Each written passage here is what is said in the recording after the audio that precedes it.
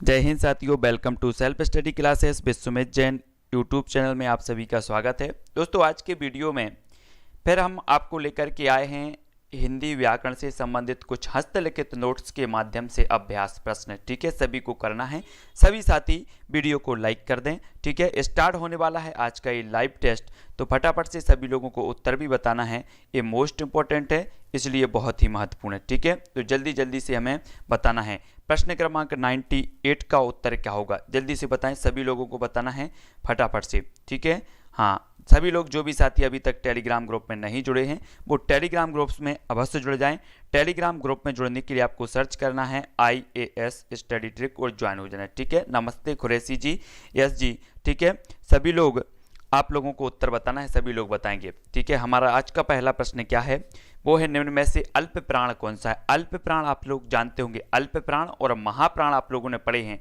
तब हमें 98 का उत्तर बताना है कि अल्प प्राण वर्ण कौन से हैं। विकल्प नंबर आ जो है प्रश्न क्रमांक आ, एक नंबर जो विकल्प है आ, का, गा, है ना, या फिर भा, धा, फा, भा।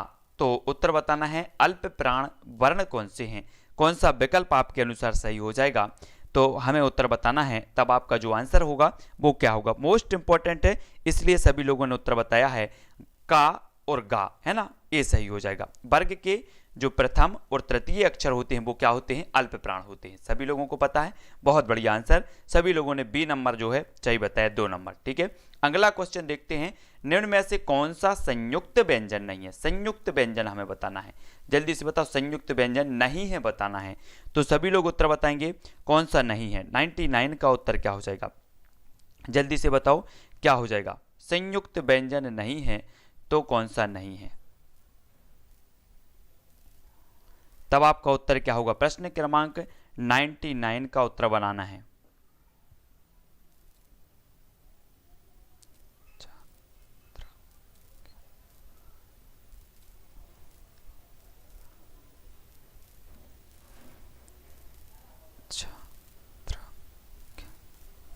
देखो यहां पर जो लिखा है वो क्या लिखा है, ये प्र नहीं लिखा है, ये त्रा लिखा है दोस्तों, त्रा लिखा है, त्रा, है ना। और ये जो छा है ये ए वाला छा लिखा है। ठीक है, याद रख लेना। और ये लिखा है त्रा, तो याद रखो छा, त्रा और ज्ञा, है ना, ये लिखा गया है। तब आपको उत्तर बताना है कौन सा उत्तर हो जाएगा, है ना। सभी को बताना, ये छा लिखा है छा, और ये त्रा लिखा है, और एक ज्ञानी का लिखा है। तब आपका उत्तर क्या होगा, सभी लोगों को बताना है। थोड़ा सा समझ लो, उत्तर क्या हो जाएगा, उत्तर कौन सा हो जाएगा, बी। बी मतलब 2 नंबर का, है ना। ये क्या है, ऊष्म व्यंजन के अंतर्गत आता है। सा सा सा जो हा आता है ये ऊष्म व्यंजन होता है, जबकि छा, त्रा, ज्ञा और जो स्रा होता है इस प्रकार से वो क्या होता है, संयुक्त व्यंजन होता है। तो इस प्रकार से आप देखो। ठीक है, बहुत बढ़िया, सभी लोगों ने बिल्कुल आंसर समझ के बताया है। अशुद्ध वर्तनी का चयन कीजिए। अशुद्ध वर्तनी का चयन करना है अनुग्रहित, अनुग्रहित, तृतीय या फिर त्रिकोण। तो प्रश्न क्रमांक 100 का उत्तर क्या होगा, मोस्ट इंपॉर्टेंट है। अशुद्ध वर्तनी का चयन करना है तो उत्तर क्या हो जाएगा, सभी लोग बताएंगे प्रश्न क्रमांक 100 का। तो सभी लोगों का जो आंसर आ रहा है वो क्या आ रहा है, अनुग्रहित।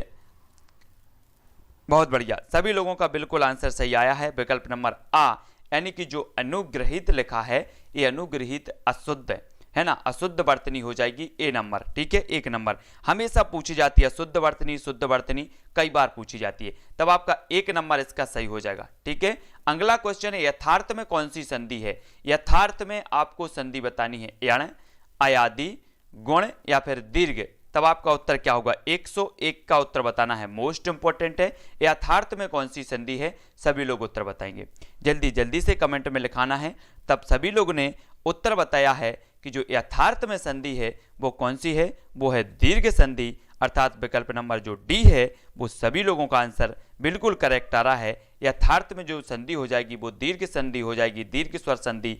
4 नंबर का विकल्प इसका सही हो जाएगा। ठीक है, बहुत बढ़िया आंसर, है ना, यथार्थ में दीर्घ संधि हो जाएगी, है ना। नेक्स्ट है सज्जन का संधि विच्छेद होगा, तो सज्जन का संधि विच्छेद करना है हमें, है ना। सत धन जन, सद धन जन, सज धन जन या फिर सा धन जन। तो उत्तर क्या होगा, 102 का उत्तर बताना है। सज्जन, इसमें कौन सी संधि है और इसका संधि विच्छेद क्या होगा? तब आप सभी का उत्तर जो आ रहा है, अधिकांश लोगों ने बताया है विकल्प नंबर ए, यानी कि सत धन जन इसका सही उत्तर होगा, यानी कि व्यंजन संधि इसमें हो जाएगी। ठीक है, विकल्प नंबर ए जो है वो इसका सही हो जाएगा। बहुत बढ़िया आंसर।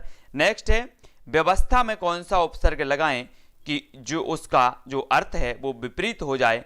तब आपको बताना है व्यवस्था में कौन सा उपसर्ग लगाएं कि उसका अर्थ विपरीत हो जाए। आंसर क्या होगा? आ, अप, आ या फिर आओ। तो 103 का उत्तर बताना है। 103 का जो आंसर होगा वो क्या होगा? सभी लोगों को बताना है कौन सा उपसर्ग हमें लगाना है कि व्यवस्था का अर्थ विपरीत हो जाए। तब आपका आंसर क्या हो जाएगा? सभी लोगों ने बताया है कि व्यवस्था में आ उपसर्ग लग जाए तो इसका हो जाएगा अव्यवस्था, मतलब इसका जो है अर्थ हो जाता है वो विपरीत हो जाता है। बहुत बढ़िया आंसर है ना। छल कपट में कौन सा समास है? छल कपट में आपको बताना है समास कौन सा है? तत्पुरुष, दिगु, द्वंद्व या फिर कर्मधारय। तो 104 का उत्तर सभी लोग बताएंगे क्या हो जाएगा सही उत्तर। तब सभी को उत्तर बताना है छल कपट में जो समास है वो कौन सा समास हो जाता है। तब सभी लोगों ने बिल्कुल राइट आंसर बताया है। ठीक है, बहुत बढ़िया है ना। तो छल कपट में जो समास होता है वो होता है द्वंद्व समास, यानी कि जो विकल्प नंबर 2 है वो इसका सही हो जाता है। ठीक है, बहुत बढ़िया आंसर है ना। द्वंद्व समास के बारे में सभी लोग समझते हैं और द्वंद्व समास सभी लोगों को उत्तर बता देते हैं। उत्पत्ति के आधार पर शब्द के कितने भेद हैं? तब हमें बताना है उत्पत्ति के आधार पर 2, 3, 4 या फिर 5। तो उत्पत्ति के आधार पर बताना है, सभी लोग बताएंगे। 105 का उत्तर बताना है लकी जी, राजेश जी, संतोष जी, आरिफ जी, सभी लोगों को उत्तर बताना है उत्पत्ति के आधार पर जो शब्द होते हैं वो कितने प्रकार के होते हैं। तब सभी लोगों का जो आंसर आ रहा है वो क्या आ रहा है? सभी को बताना है उत्पत्ति के आधार पर शब्द बताना है ये कितने प्रकार के होते हैं। तब आपका आंसर हो जाएगा विकल्प नंबर डी, यानी कि 4 प्रकार के होते हैं। उत्पत्ति के आधार पर शब्द होते हैं 4 प्रकार के। सभी लोगों को याद रख लेना, डी नंबर का इसका सही हो जाएगा। ठीक है, हाँ। अगला क्वेश्चन क्या है? दशानन किस प्रकार का शब्द है? दशानन आपको बताना है दशानन किस प्रकार का शब्द है? योगरूढ़, रूढ़, यौगिक या फिर कोई नहीं। तो सभी को प्रश्न क्रमांक 106 का उत्तर बताना है। दशानन के बारे में बताना है कौन सा शब्द होता, किस प्रकार का शब्द माना जाएगा। तब 106 का आंसर क्या हो जाएगा? बड़े अच्छे से और समझ के उत्तर बताना है। सभी लोगों ने उत्तर बताया है कि जो दशानन है वो योगरूढ़ शब्द हो जाएगा। बहुत बढ़िया आंसर, सभी ने बिल्कुल सही बताया है। दशानन योगरूढ़ शब्द है, यानी कि विकल्प नंबर जो 1 है वो इसका सही हो जाएगा। ठीक है, 1 नंबर का इसका सही होगा। तब अगला क्वेश्चन देख लेते हैं दोस्तों। अगला क्वेश्चन है वृक्ष से पत्ते गिरते हैं, इस वाक्य में कौन सा जो है कारक है? कारक बताना है हमें। वृक्ष से पत्ते गिरते हैं तो कौन सा कारक है? सभी लोगों को बताना है कर्म कारक, अधिकरण कारक, करण कारक या फिर अपादान कारक। तो उत्तर बताएंगे, सभी लोग उत्तर बताएंगे। मोस्ट इंपॉर्टेंट है तो उत्तर क्या हो जाएगा? सभी का आंसर आनी चाहिए और इसका सही उत्तर हो जाएगा क्या हो जाएगा? बहुत बढ़िया आंसर, डी नंबर का इसका सही होगा, है ना। कुछ लोग बी बता रहे हैं तो बी मत बताओ, है ना। डी नंबर का इसका सही होगा, है ना। वृक्ष से पत्ते गिरते हैं यानी कि अपादान कारक हो जाएगा। जब कोई वस्तु किसी से अलग होने के लिए प्रयोग होती है तब होता है अपादान कारक। ठीक है, आप देख रहे होंगे कि यहाँ पर से शब्द आया है तो कर्ण कारक, ये कर्ण कारक नहीं है, है ना। कोई जब अलग होने के लिए होते, वृक्ष से क्या गिर रहे हैं? पत्ते अलग हो रहे हैं तो अपादान कारक इसमें हो जाएगा। कानन का पर्यायवाची शब्द क्या है? तब सभी को उत्तर बताना है कानन का पर्यायवाची क्या होगा? पुष्प, बेहब, वन या फिर बादल। तब आपका उत्तर क्या होगा? कानन का पर्यायवाची हमें बताना है। जल्दी जल्दी से सभी लोग बताएंगे। 108 का उत्तर क्या हो जाएगा? सभी लोगों को बताना है। तब आपका सभी लोगों का उत्तर क्या होगा? कानन। जैसे हमने पढ़ा था एक नंदन कानन, नंदन कानन जो वन है उड़ीसा में पाए, उड़ीसा का है नंदन कानन, और कानन को जो कहा जाता है वो वन कहा जाता है, यानी कि जो विकल्प नंबर 3 है वो इसका सही हो जाएगा। ठीक है, बहुत बढ़िया आंसर, बिल्कुल राइट। आंख शब्द का पर्यायवाची क्या होगा? आंख, आंख का बताना है, पर्यायवाची बताना है दृग, अक्षी, चक्षु या फिर सभी। तो आंख का पर्यायवाची बताना है, जल्दी से कमेंट में लिखना है। 109 का उत्तर सभी लोगों ने जो बताया है 109 का, वो क्या बताया है? सभी का आंसर आ रहा है, क्या आ रहा है? आंख शब्द का जो पर्यायवाची होता है वो होता है सभी, यानी कि चक्षु भी होता है, दृग भी होता है और अक्षी भी होता है। तो सभी इसका आंसर बिल्कुल सही हो जाएगा। ठीक है, बहुत बढ़िया। हे का विलोम बताना है। हे का विलोम क्या होगा? हे का विलोम बताना है हार, हास, हार, हाय या फिर उपादेय। तो 110 का उत्तर सभी लोगों को बताना है। हे का जो विलोम होगा वो क्या होगा, सभी को बताना है।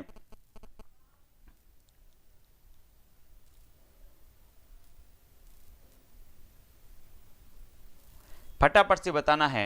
हास्य होगा, हाय होगा, हार होगा या फिर उपादेय होगा, तब सभी को उत्तर बताना है।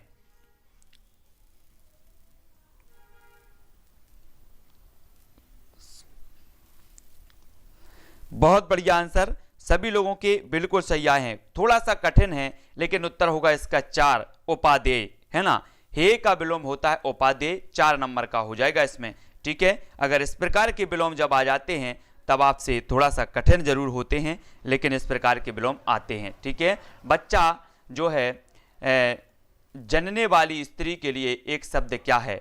प्रश्न क्रमांक 111 का उत्तर बताना है। बच्चा जनने वाली स्त्री के लिए एक शब्द क्या है? 111 का सभी लोग उत्तर बताएंगे। दंपति, बंध्या, पत्नी या फिर प्रसूत।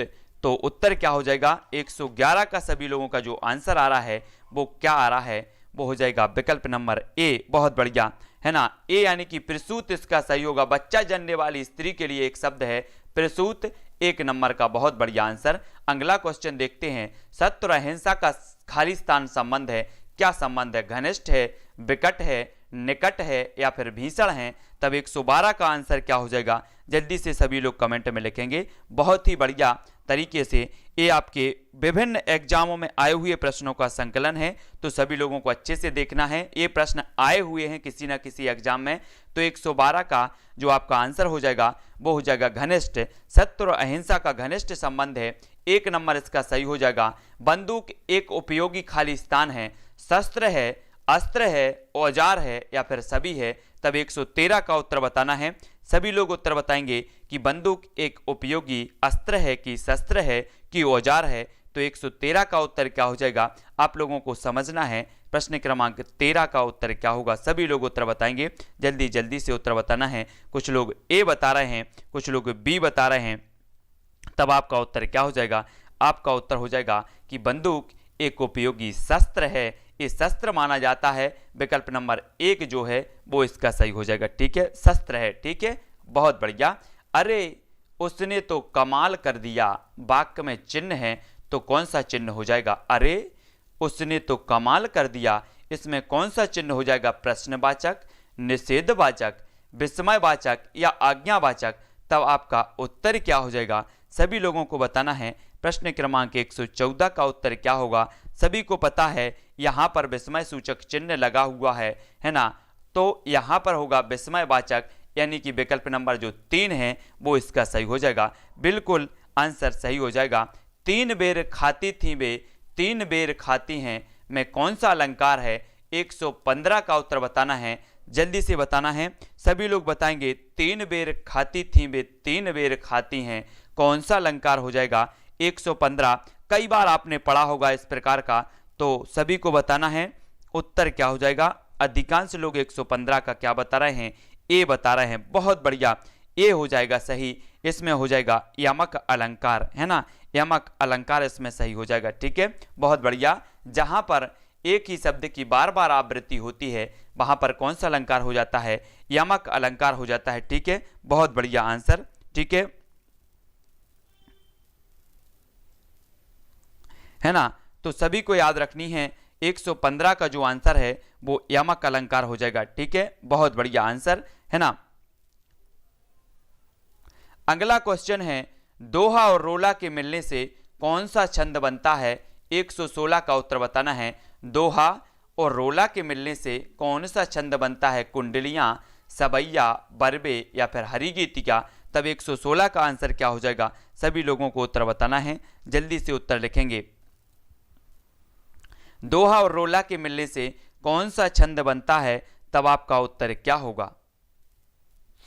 तब सभी लोगों ने उत्तर बताया है कि दोहा और रोला जब मिलते हैं तब कुंडलियां छंद होता है, यानी कि विकल्प नंबर जो 1 है वो इसका सही हो जाएगा, 1 नंबर का सही होगा, है ना। बहुत बढ़िया आंसर। छंद का दूसरा नाम क्या है? सभी को बताना है छंद का दूसरा नाम क्या है। सभी लोग बताएंगे 117 का आंसर।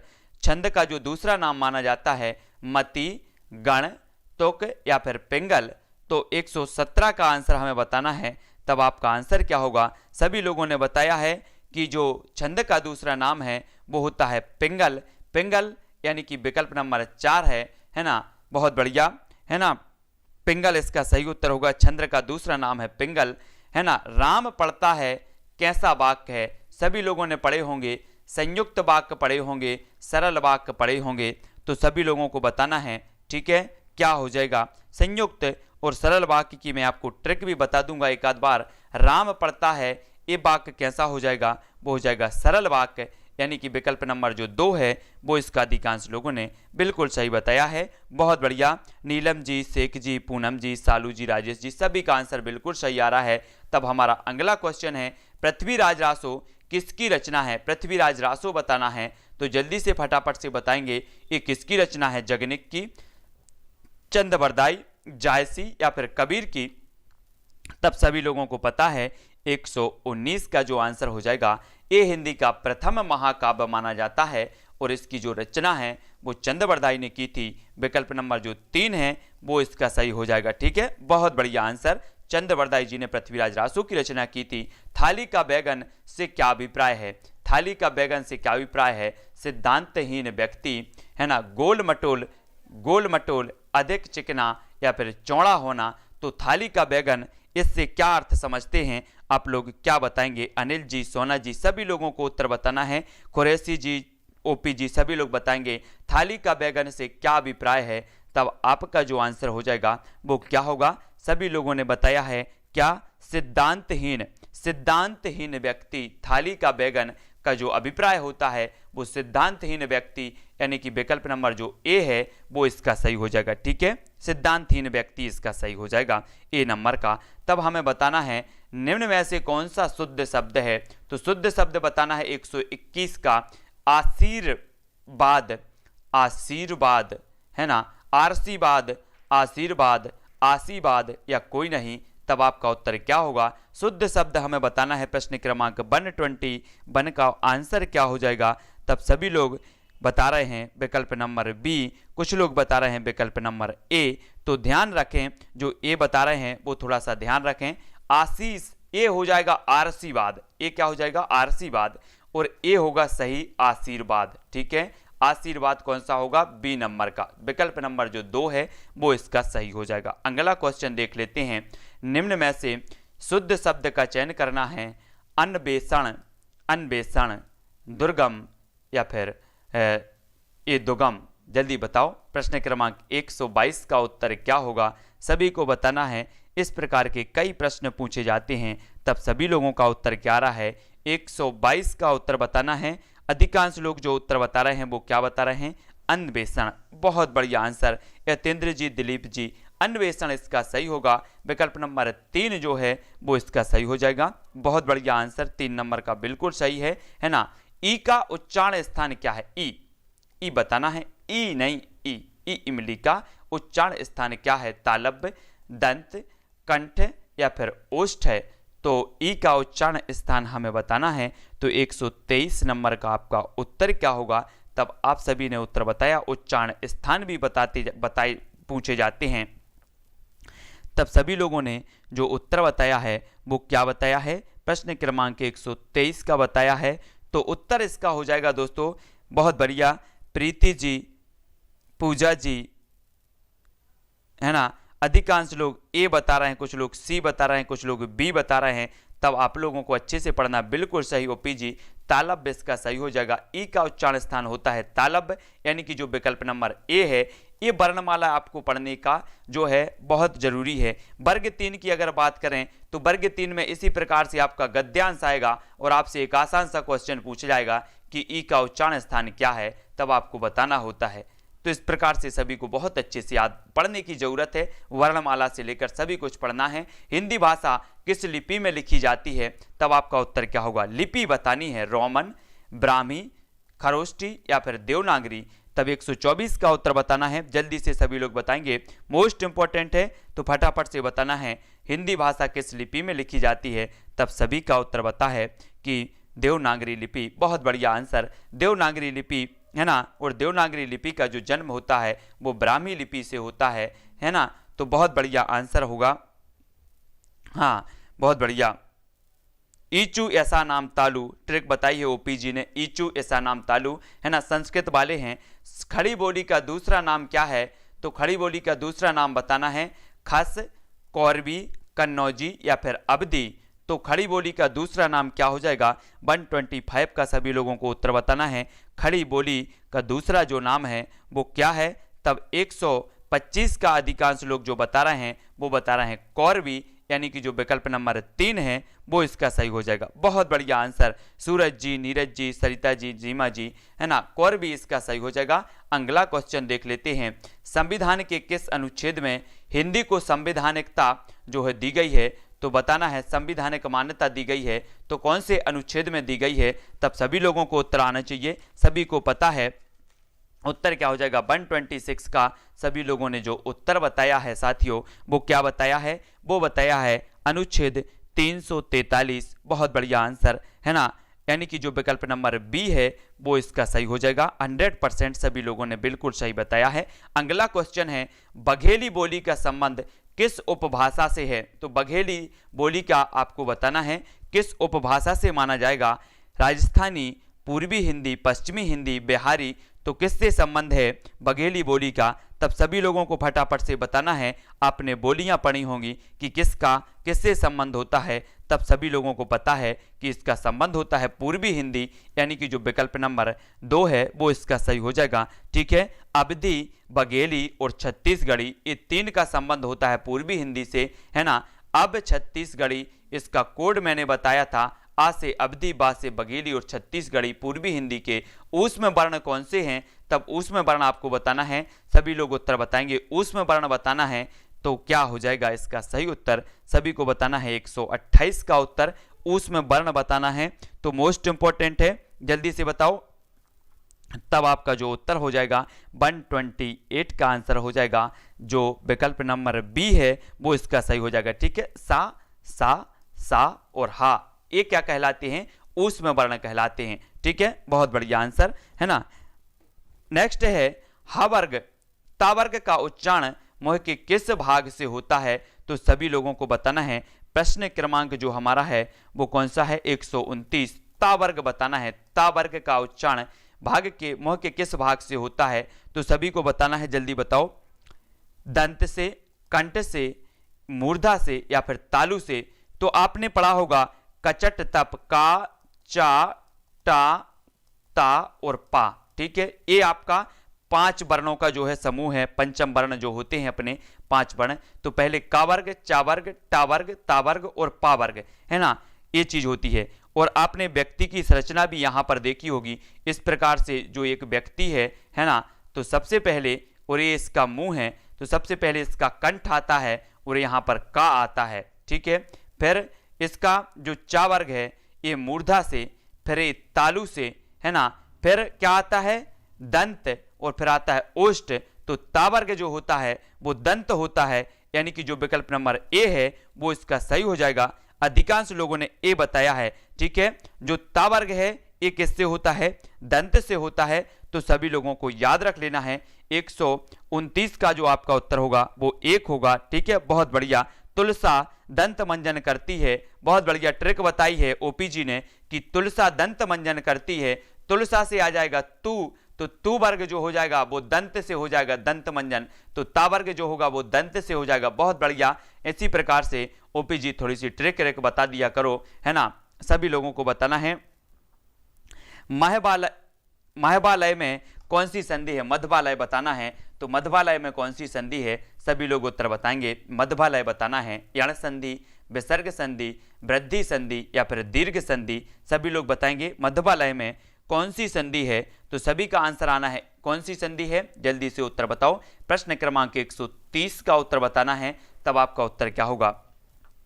30 का क्या होगा उत्तर? सभी लोगों का जो आंसर आ रहा है वो आ रहा है यण संधि। यण यानी कि जो है 1 नंबर इसका सही हो जाएगा। बहुत बढ़िया आंसर, यण संधि इसका सही होगा, है ना, 1 नंबर का।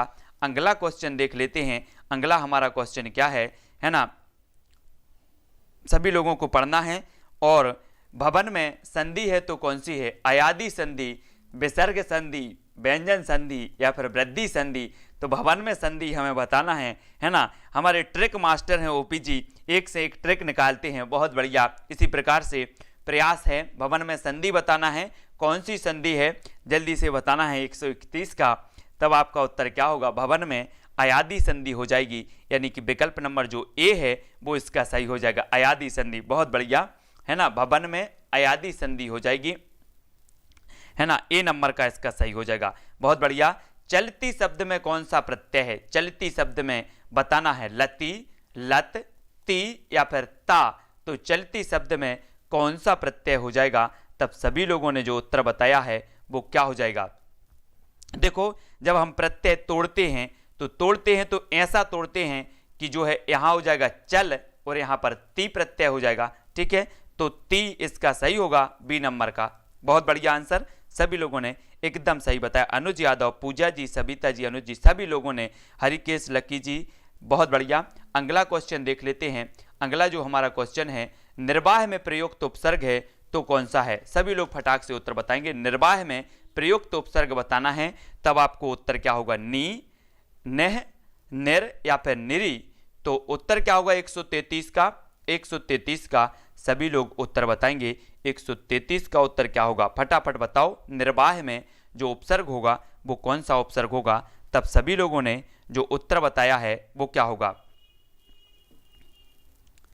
तो अधिकांश लोग जो उत्तर बता रहे हैं वो बता रहे हैं, कुछ लोग बी, कुछ लोग सी, कुछ लोग डी। तब उत्तर जो आपका होगा वो होगा निर। निर मतलब जो 3 नंबर है वो इसका सही हो जाएगा, ठीक है। 3 नंबर इसका सही होगा। निर्वाह में निर उपसर्ग होगा, 3 नंबर, ठीक है। बहुत बढ़िया आंसर, है ना। उपसर्ग आपको याद रख लेना है। जब तक आपको उपसर्ग पता नहीं होंगे, संस्कृत के उपसर्ग, हिंदी के उपसर्ग आपको पता नहीं होंगे, आप कभी उपसर्ग बिल्कुल सही नहीं कर सकते। तो उपसर्ग आपको याद रख लेने, ज्यादा नहीं है, आपको पता होनी चाहिए कि उपसर्ग ये उपसर्ग होते हैं, है ना। और तब आप शब्द को देखोगे और उपसर्ग बता दोगे। तो उपसर्ग आपको पढ़ना है, याद करना है। निम्न विकल्पों में तत्सम शब्द का चयन करना है। तत्सम और तद्भव ये सभी आपने पढ़े हैं, और तत्सम शब्द का आपको पढ़ना है। 134 का आंसर सभी लोगों को बताना है। तो सभी लोग उत्तर बताएंगे, तो उत्तर क्या होगा? तत्सम शब्द। तत्सम शब्द आपने देखे होंगे, अधिकांशतः जो शब्द होते हैं तत्सम सभी लोगों ने देखे होंगे, उनमें या तो छा छित्री वाला आएगा या ज्ञा ज्ञानी वाला आएगा। तो ऐसे जो हैं, ऐसे शब्द आते हैं जो अपने मतलब संयुक्त वर्ण जिन्हें कहते हैं, ऐसे शब्द आते हैं अधिकांशतः तत्सम शब्दों में। तो थोड़ा सा अगर तुक्का उक्का लगाना हो तो इस प्रकार से देख लेना, है ना। तो दक्षिणा जो हो जाएगा वो तत्सम शब्द कहलाएगा, याद रख लेना सभी लोगों को। विकल्प नंबर जो सी है अधिकांश लोगों ने बताया है। कौन सा जातिवाचक संज्ञा नहीं है? तब जातिवाचक संज्ञा बताना है जवान, सुंदर, बालक या फिर मनुष्य। तब बताओ, जवान, बालक, मनुष्य, सुंदर जातिवाचक संख्या कौन सा नहीं है? प्रश्न क्रमांक 135 का सभी को उत्तर बताना है, तो जल्दी से बताओ। 4 विकल्प हैं, 4 में से एक का चयन करना है, और सभी लोगों का जो आंसर आ रहा है वो क्या आ रहा है? वो आ रहा है कौन सा? बहुत बढ़िया, सी नंबर का, है ना। देखो, जवान तो पूरे जवानों की बात हो रही है, जवान, और बालक तो पूरे बालकों की बात हो रही है, मनुष्य तो पूरी मनुष्य जाति की बात हो रही है, और सुंदर ये है, ये 3 नंबर का, ये जातिवाचक संज्ञा नहीं होगा, ये तो भाववाचक संज्ञा के अंतर्गत आ जाएगा। तो सी नंबर का जो है इसका सही हो जाएगा, ठीक है। बहुत बढ़िया आंसर। अगला क्वेश्चन है, आज देश में हरिश्चंद्र की कमी है, रेखांकित शब्द का संज्ञा बताइए, जल्दी बताओ। आज देश में हरिश्चंद्र की कमी है, रेखांकित शब्द का संज्ञा बताना है, तब आपका उत्तर क्या हो जाएगा? 136 का उत्तर बताएंगे। 136 का उत्तर क्या होगा? जल्दी से बताना है। हरिश्चंद्रों की इस प्रकार से आ जाता, आज देशों में हरिश्चंद्रों की कमी नहीं है, इस प्रकार से भी पूछा जाता है। कमी है, इस प्रकार से भी पूछ लिया गया, तब आपका उत्तर क्या होगा? बहुत बढ़िया, सभी लोगों ने बिल्कुल आंसर सही बताया। इस प्रकार से रेखांकित जो शब्द आते हैं वो पूछे जाते हैं, मतलब ये जो क्या हो जाएगी, एक जातिवाचक संज्ञा के अंतर्गत आएगी। जातिवाचक यानी कि विकल्प नंबर जो 3 है वो इसका सही हो जाएगा। ठीक है, बहुत बढ़िया। अगर आपने अच्छे से पढ़ी है संज्ञा तब आप कभी भी नहीं भूल सकते। निषिद्ध का विलोम क्या होगा, निषिद्ध का बताना है दोस्तों, है ना। विलोम शब्द हम लोग पढ़ देते हैं, सरल सरल पढ़ देते हैं, राजा का रानी हो जाएगा, है ना, पति का पत्नी हो जाएगा, इस प्रकार से पढ़ लेते हैं। लेकिन निषिद्ध शब्द का आपको बताना है, कुछ कठिन प्रश्न जो आपके पेपर में आए हुए हैं, इस प्रकार के विलोम आते हैं, तो 137 का उत्तर बताना है। निषिद्ध का विलोम क्या हो जाएगा? विहित, निष्प्रह, निष्फल या कोई नहीं। तब 137 का सभी लोगों का जो आंसर आ रहा है कि निषिद्ध का जो विलोम होगा वो होगा विहित, यानी कि जो विकल्प नंबर 1 है वो इसका सही हो जाएगा। निषिद्ध का विलोम हो जाएगा विहित। ठीक है, बहुत बढ़िया। अधिकांश लोगों ने बताने का प्रयास किया है, निषिद्ध का होता है विलोम विहित, याद रख लेना। ठीक है, ए नंबर इसका सही हो जाएगा। सभी को बहुत अच्छे से पढ़ने की जरूरत है। अथ का विलोम बताना है, अथ का विलोम क्या होगा, जल्दी बताओ। अनथ, दोनों, कोई नहीं या फिर यति। तब आपको 138 का उत्तर बताना है। ठीक है, जल्दी बताओ अथ का विलोम क्या हो जाएगा। तब सभी लोग उत्तर बता रहे हैं, क्या बता रहे हैं, जल्दी जल्दी उत्तर बताओ।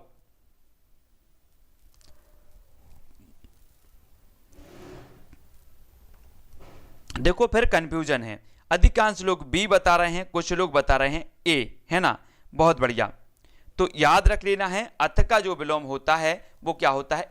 इति, यानी कि विकल्प नंबर जो 2 है वो इसका सही हो जाएगा। अथ का विलोम होता है इति, है ना, तो कंफ्यूज नहीं होना है, इति इसका सही हो जाएगा। ठीक है, जिसके पास कुछ ना हो के लिए एक शब्द है, क्या है?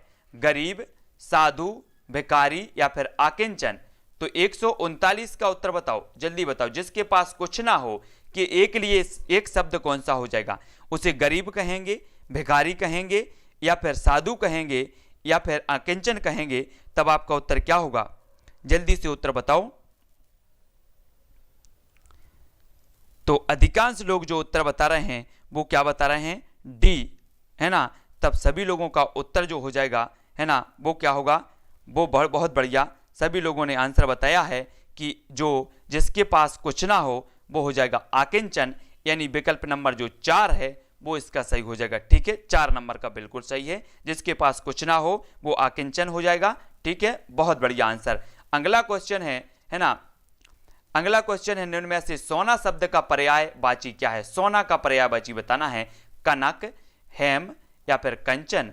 तो उत्तर बताओ सोना का पर्यायवाची। आप लोगों ने पढ़ा है कनक कनक ते 100 गुनी। एक कनक का अर्थ होता है धतूरा, दूसरे कनक का अर्थ होता है सोना, है ना। और कनक कनक जब दो सब एक ही शब्द के दो अलग अलग अर्थ निकल रहे हैं, है ना, कनक कनक का, तब हम वहां पढ़ते हैं कि यमक अलंकार हो जाता है। उसी प्रकार यहाँ पर जो सोना शब्द का पर्यायवाची है वो कौन सा है? तो वो है सभी, है ना। कनक भी है, कंचन भी है और हेम भी है, तो सभी इसका विकल्प नंबर जो 4 है वो इसका सही हो जाएगा। ठीक है, बहुत बढ़िया आंसर। तरंग तुरंग शब्द युग्म का सही अर्थ बताना है। तरंग और तुरंग ये शब्द युग में दिया है, इस प्रकार से आपको बताना है इसका सही अर्थ क्या हो जाएगा। 141 का उत्तर बताना है, तो सभी लोग बताएंगे क्या होगा, तरंग का और तुरंग का। तो जल्दी से बताओ प्रश्न क्रमांक जो हमारा 141 है, तब आपका उत्तर क्या हो जाएगा। मोस्ट इंपॉर्टेंट है, सभी लोग वीडियो को लाइक कर देना। इस प्रकार के प्रश्न आपके एग्जाम में आते हैं, कंफ्यूज करने वाले आते हैं। देखो तब आपका उत्तर क्या होगा। कुछ लोग डी बता रहे हैं, कुछ लोग बी बता रहे हैं, कुछ लोग ए बता रहे हैं। तो देखो दोस्तों, यहां पर आपकी तरंग जो होती है, तरंग हम बोलते हैं ना, तरंग उठती है, तरंग उठती मतलब लहर उठती है। तो तरंग मतलब लहर और तुरंग मतलब होता है घोड़ा। तो तरंग और तुरंग का जो सही अर्थ होगा वो क्या हो जाएगा, विकल्प नंबर 2 इसका सही हो जाएगा। ठीक है, बहुत बढ़िया आंसर, बी नंबर का इसका सही होगा। अगला क्वेश्चन है, भविष्य का हल भूत जानना है कैसा वाक्य है? जल्दी बताओ। 42 142 का जो आंसर होगा वो क्या होगा, जल्दी जल्दी से बताना है। तो 142 का उत्तर सभी बताना है कि भविष्य का हल भूत जानता है कैसा वाक्य है। सभी लोग उत्तर बताएं।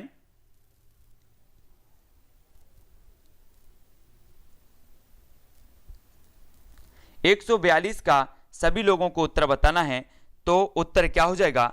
अधिकांश लोग जो बता रहे हैं वो बता रहे हैं संकेतवाचक, यानी कि विकल्प नंबर जो 4 है वो इसका सही हो जाएगा। ठीक है, संकेतवाचक ये माना जाएगा, 4 नंबर का इसका सही है। ठीक है, बहुत बढ़िया है ना। निम्न में से मुहावरा नहीं है तो कौन सा नहीं है? मुहावरा नहीं है बताना है आ बैल मुझे मार, हाथ पीले करना, अक्ल का दुश्मन या तूती बोलना।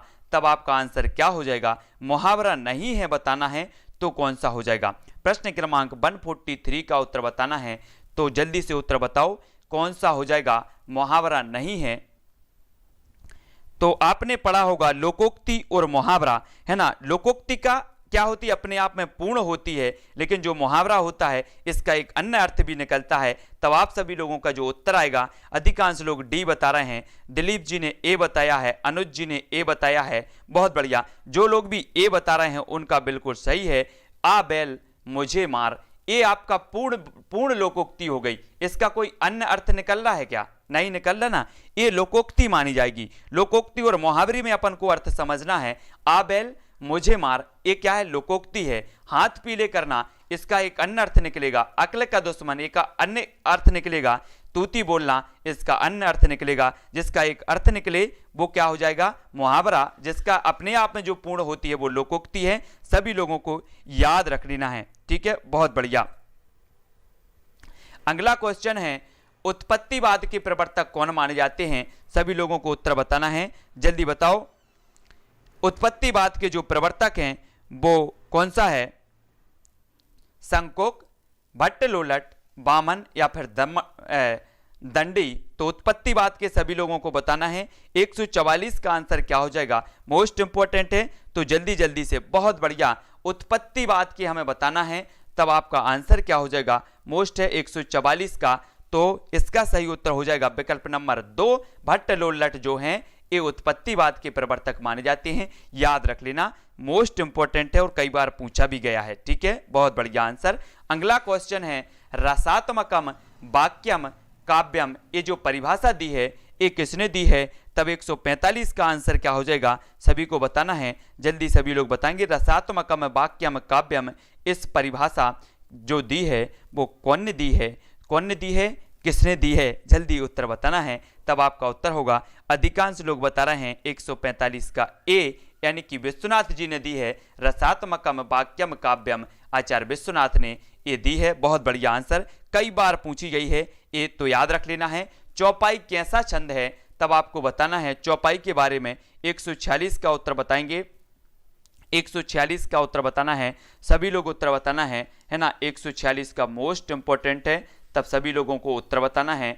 सभी लोगों का उत्तर आने चाहिए 146 का, जल्दी जल्दी उत्तर बताओ। और ये लास्ट क्वेश्चन है, तो सभी का उत्तर आने चाहिए, जल्दी से बताना है और सभी को सही बताना है ना। चौपाई के प्रत्येक चरण में 16 मात्राएं होती हैं, ये तो सभी को पता है। ठीक है, लेकिन चौपाई कैसा छंद है? तब सभी ने जो उत्तर बताया है वो क्या बताया है?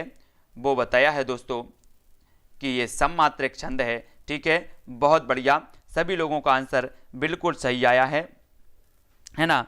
तो ये अर्थ सममात्रिक छंद होता है चौपाई। विकल्प नंबर ए जो है वो इसका सही हो जाएगा। ठीक है, सभी लोगों को वीडियो को लाइक कर देना है। इसी प्रकार से अपनी प्रैक्टिस जो है रोज चलेगी 10:10 तक, हिंदी वाले, है ना। इसी प्रकार से अपनी प्रैक्टिस चलेगी, बहुत बढ़िया।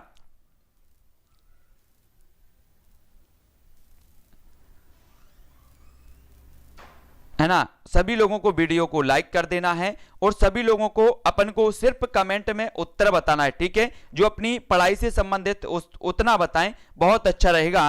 क्योंकि देखो, अगर एक बार आपको ब्लॉक कर दिया गया इस चैनल से तो आप कमेंट नहीं कर पाएंगे कभी। तो आप लोगों को जो है बढ़िया तरीके से उत्तर बताना है, अपने विचार व्यक्त करना है जो आपको अच्छे लगें और सबको अच्छे लगें। ठीक है, तो इस प्रकार से अपन को अपनी क्लास आगे बढ़ाना है। सभी को लाइक कर देना है। अपनी इस क्लास का सिर्फ एक ही उद्देश्य है कि अपन को पढ़ाई करना है। ठीक है, किसी भी प्रकार की कोई बकवास नहीं, किसी भी प्रकार का कोई कुछ नहीं, तो है ना। सभी लोग इसी प्रकार की प्रैक्टिस करें। ओपीजी, जिंदगी में वह मुकाम हासिल करो जहां लोग तुम्हें ब्लॉक नहीं सर्च करें। बहुत बढ़िया, बहुत बढ़िया। क्या बताया है? आंसू कवि।